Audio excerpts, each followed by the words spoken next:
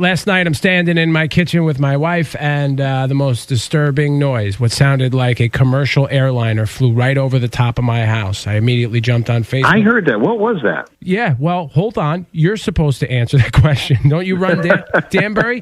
Like I got on Facebook. I asked everybody, and people had heard it from Ridgefield to Brewster. What time was that? I feel like it was around 8:15, I want to say. Yeah, it was crazy. Yeah, that's aliens, man. Yeah, I think it is. I think it's aliens. I think the world is ending. Mm-hmm. So you have no answers for that. So that's going to. I got nothing. I have no idea. Maybe a little flying aircraft.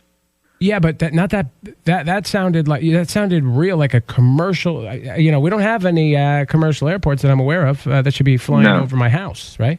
No, it could have been Black Ops. Who knows? All right.